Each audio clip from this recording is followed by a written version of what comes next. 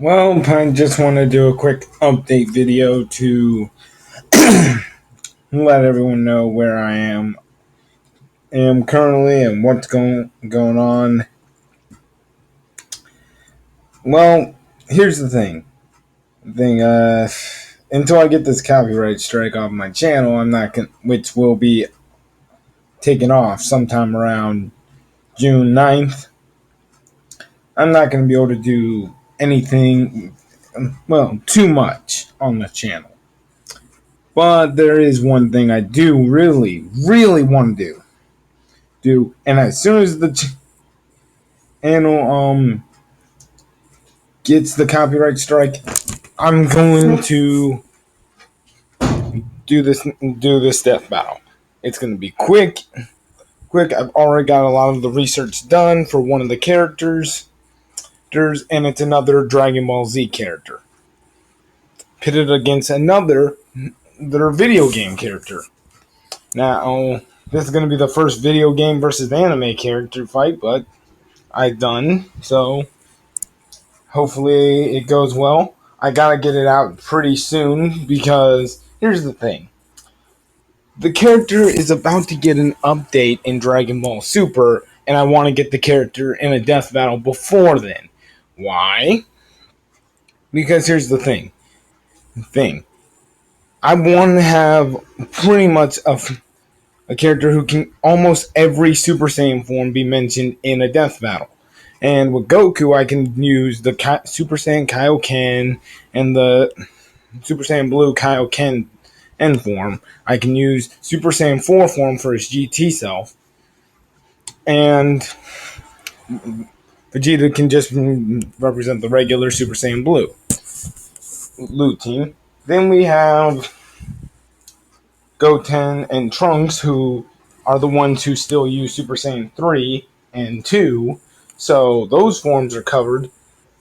But I still need the Ultra and Ascended Super Saiyan forms, which I do want to bring up. I do want to make sure I show off that I did research those forms. So I'm going to throw future Trunks up against Silver the Hedgehog first. First, show off the research, and kind of show off the footage for that in an A and B. Get it done, get it out the way, bada bing, bada boom. I'm gonna put effort into it. It's just gonna come out really quickly. I just want to let people know that. Now, another thing I'm going to be doing is, I got a new PS4 game, and I really do want to play it. It is. I've been anticipating on getting more games in this franchise for a long time, and it's actually the franchise that allowed me to make one of my best friends on YouTube.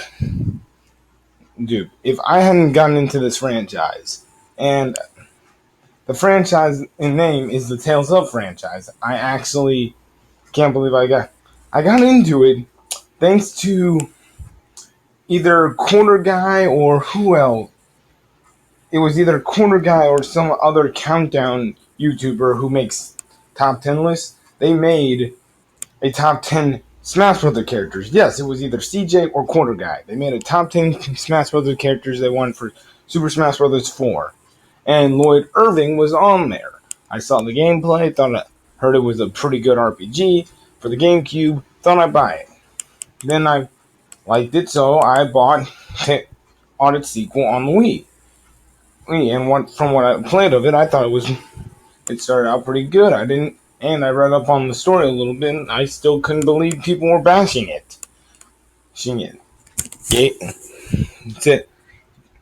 Wolflow asked, was he the only one who liked the,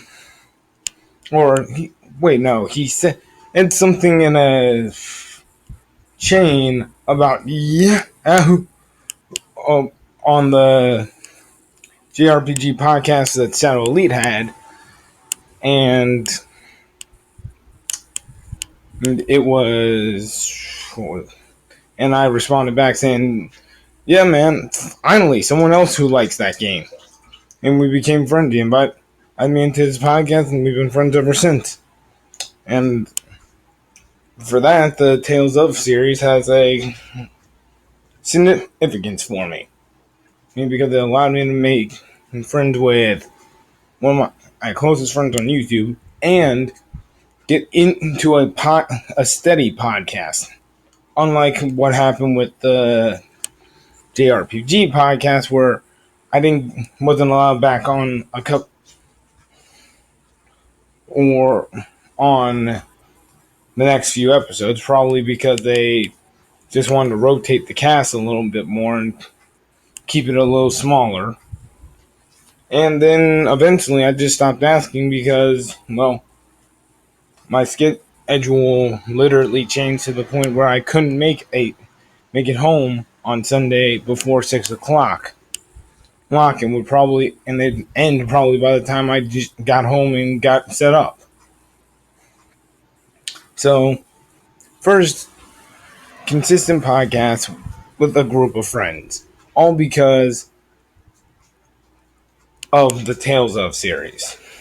So you're probably wondering which Tales of game did I recently purchase? It wasn't Tales of Xillia Tales of Xillia 2. It wasn't Tales of Vesperia. Pretty much, it wasn't the 360 Tales of game, and it wasn't the PS3 ones. It wasn't any of the PS2 or the PS1 ones, and as Wolflow, my friend, already knows, I just explained, I already owned the GameCube one and the Wii Tales of game. So, what's the one I got? Well, the newest one, Zestiria. I can't wait to play it. Hopefully, it's just as good as Tales of Symphonia. And the other one, Tales of Symphonia, Dawn of the New World. I plan on getting the rest of the games in that franchise. And also, last thing about this update is I'm gonna be uploading a couple more reviews. One being Star Wars Episode 7. Finally, some positivity on this channel again. Need it after the couple of weeks I've had. And I'm also gonna try and get Dragon Ball Xenoverse's review up. And then I'm gonna then as soon as I get done with the next two death battles I'm doing, and because I'm doing them back to back, in quick rapid succession, I'm gonna take a break from death battles, a big break. Like, you probably won't see a new one until sometime July, maybe or so. I'll be 2 death battled out. But you will be seeing an influx of reviews, not just video games, but also anime and a bunch of other different things, movies. I'm gonna get back into just enjoying stuff and fun, and that's how I review stuff. I sit down and enjoy and play the game as if I was enjoying it, not with the mentality that most people who sit down and review stuff do. They sit down and focus on beating the game, and that's where a lot of their frustration comes in. And they sit there and are just focused on, come on, I gotta meet a deadline. Whereas I sit down and enjoy the game as a normal person. Because that's who's going to be seeing the review. Someone who will be playing it normally. Not to meet a deadline, but to have fun. So I should be reviewing it as if I was having fun with it. So that's how I review stuff. Especially games. That's why games take longer for me to do than anything else. I'm still currently at the 3rd gym in Pokemon Blue.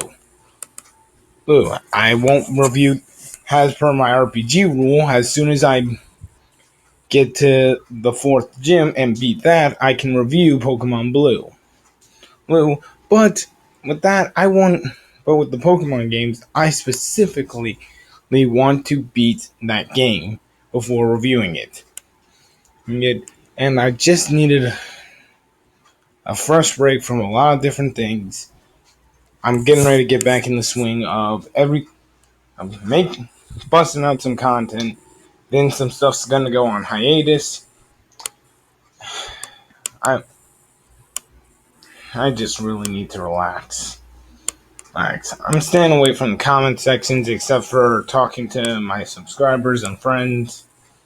And for a while because people just, ugh.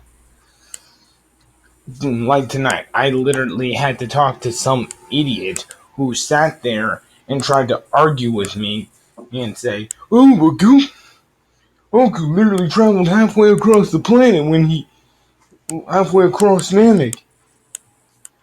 And that proves he's light speed during Namek Saga." No, it doesn't.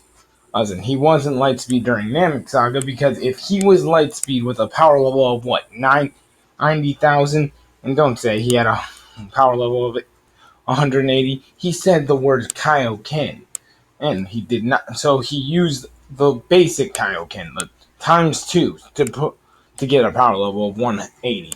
Ergo, he had a power level of 90. And at full power without Kaioken. And he what was it again? The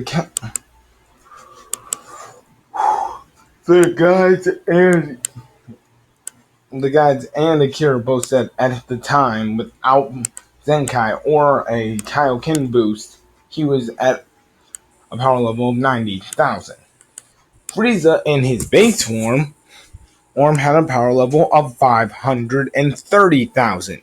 He should have been able to go if Goku was light speed and traveled at least halfway across the planet with a power level of 90,000, he should have been a. Then that means Frieza, as soon as he learned that that he had been duped into fighting Nails, so that he would waste his time on Nails rather than going after Dende and Krillin. That means he should have been able to go, "Oh crap, boom! I'm here to kill you," and kill Krillin and Dende before they even got a chance to summon Porunga, because he's literally at least 5 times faster. If Goku was speed of light on Namek, he would have been at over 5 times faster because Goku wasn't even 100,000. Whereas Frieza was over 500,000. So ergo over 5 times faster. And yet he still couldn't get it from Gurren's Tower to Krillin in what, a second? There's no way. Seeing, this is the logic of people. They like to poke holes in some of Superman's feats, but as soon as Goku is the one, they try and play it off. They don't want to listen. They shut up. Oh my god. This is the type of stuff that I need to get away from. I'm just gonna sit back, play some games, review the movies that I've seen, and enjoy life. Right. And by the way, Dreadhead, if you do see this what's up, man. Haven't seen you in a while on the podcast, and I saw that your Google Plus account is removed. I wanted to know what's up with that. Send me a message in the comment section if you let me know what's up. You okay, man? Peace.